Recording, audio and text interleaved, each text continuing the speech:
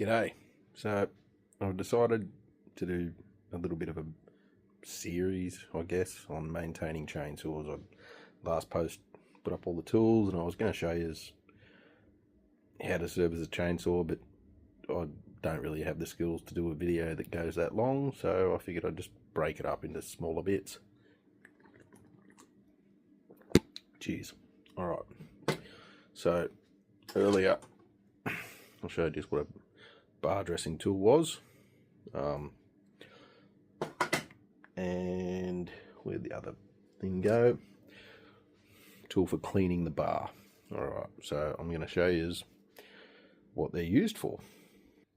Okay, so this little one, pretty simple, goes in this groove, pull it back, and yeah, plenty of shit comes out. Okay, so that's pretty simple. Right.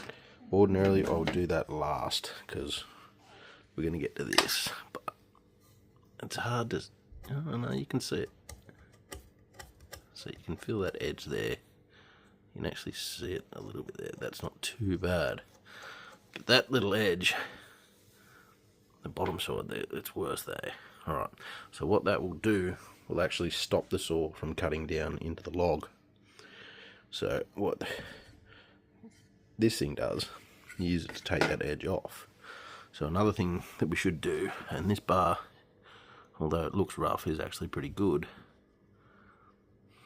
Especially up near the top here, sometimes you'll start to see a divot, and that's from your chain coming over, slapping against the bar.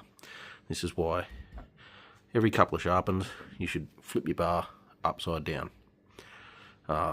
Sometimes I mark them so I know what side's what, but this one I haven't. So with this, pretty simple. Whatever side you want to file is where the file goes. So if we're going to do the top, we'd sit it like that. We're going to do the side, so we're going to sit it like that, and always going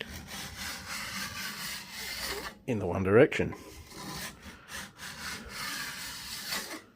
Okay, so basically once that's done, you're feeling for no, and like that thing does such a good job. Like that's pretty much done. Well, it's an awesome tool. Like so quick. Ordinarily you'd have a flat file and you'd be running over it until it was right. This thing, line it up, bang, done. Really quick. Absolutely excellent. So what I'm going to do is do this whole bar. I'm not going to video the whole thing because you've basically seen it, but once it's done, I'll give you another look at it. But just to show you, if it was this top one, that sits nice across there. You run it forward. Another thing you have to watch out for when you're doing this, especially if you're doing the top, these sides can wear unevenly. So you might have one side sitting proud of the other. That will make your chain lean over. If your chain leans over, you're not going to cut straight either. So if you're going to file these down, it's best to get a permanent marker or something similar. Give this a nice clean. I get a permanent marker and just run along there and try and do the other side without buggering up. Alright, so that gives us a bit of a die mark. So when we sit our file on, just make sure it's going. That's my dog over there, she's not real happy.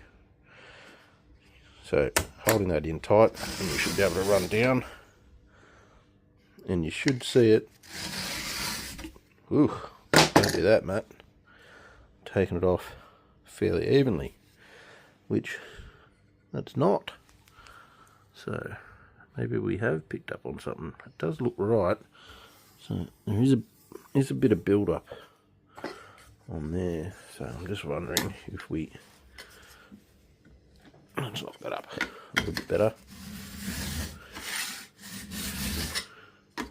Yeah. Okay, so It's another thing to be careful of. Make sure it's nice and clean. So I definitely stuffed that up for your benefit. But I'll get to the rest of this bar and we'll see how we go. Okay, so if you do happen to get one of these tools, just take note, remember to keep your tools clean so you can see all the swarf build up in there. If it gets too high, a bit too thick, it'll actually start to throw this out of square. So remember to keep it clean. Alright, so you saw me use this before. Now, what I should have mentioned was, you do this after you've filed, because otherwise all that crap will just end up back in there. Okay, so keep these sides nice and clean when you're going to file. Right, and also be very careful, because the edges of these, when you're filing them, will get ridiculously sharp as you take that edge off. Once you've got it, now it's nice, it's good, right?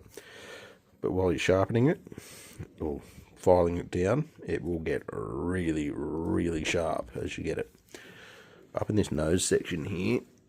There is a little bit there that tool won't do.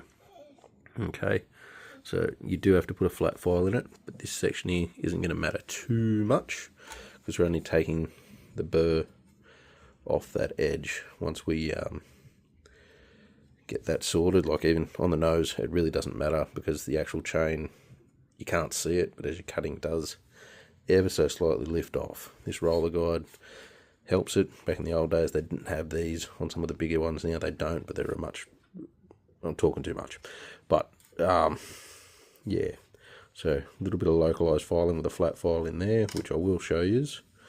But for now, we're getting back. This is a couple of minutes work in it, but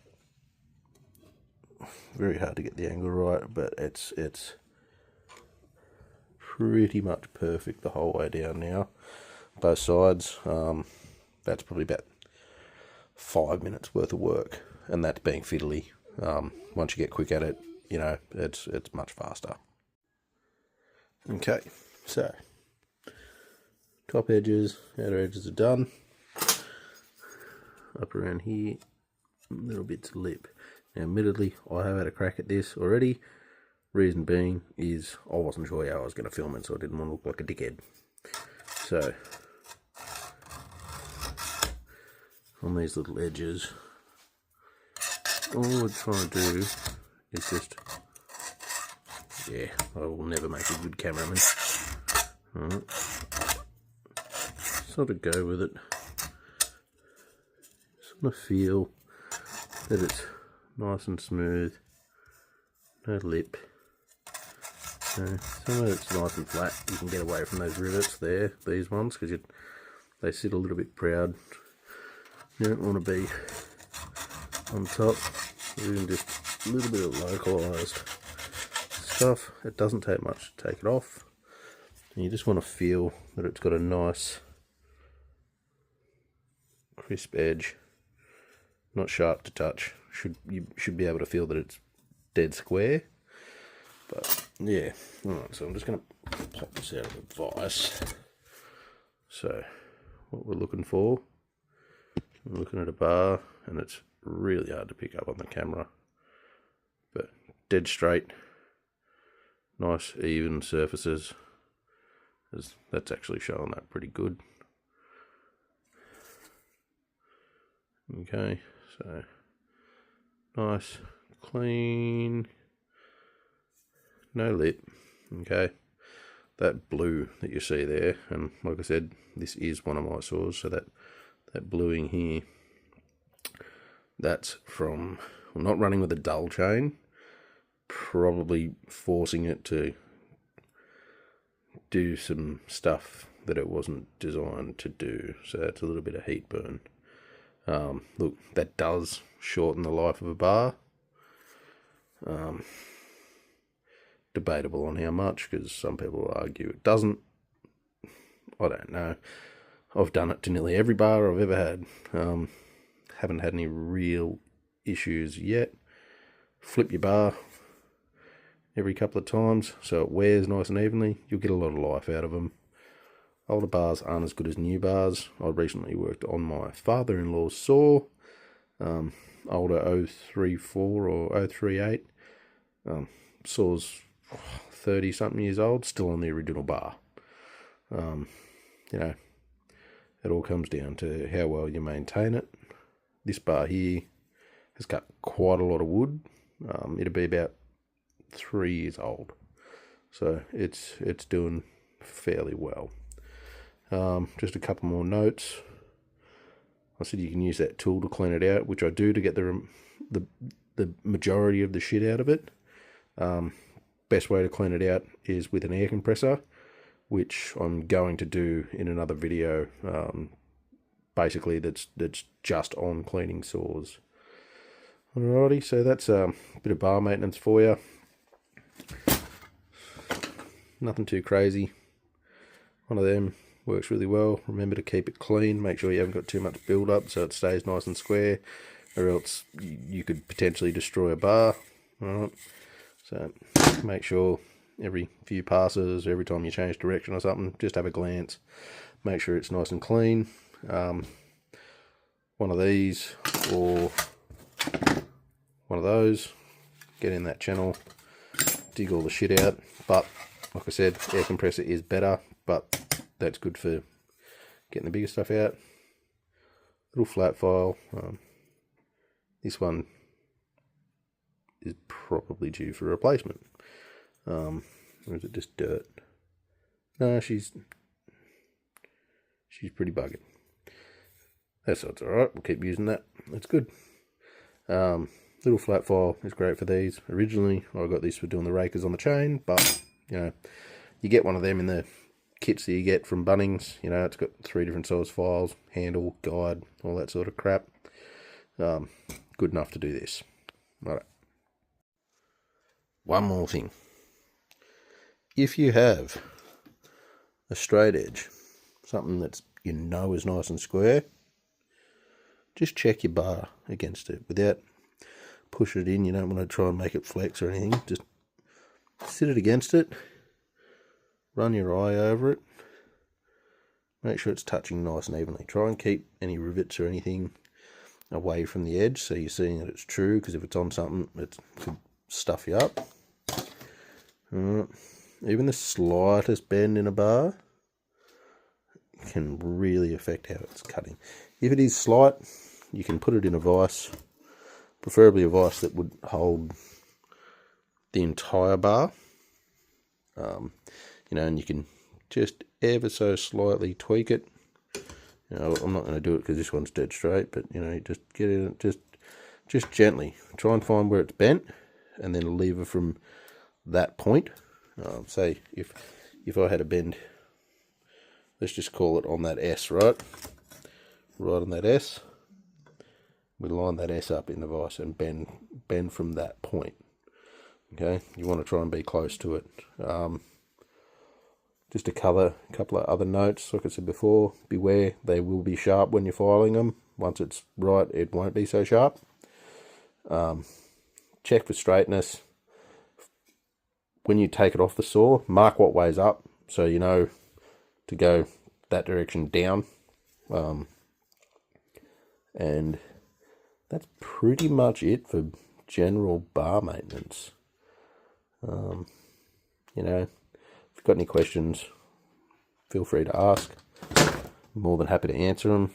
If you want a video or instruction on something, ask again, because I'm more than happy to show you. If you don't want to do it, call me. You can get me to do it for you. Alrighty. That's pretty much it for bar maintenance. Thanks, guys.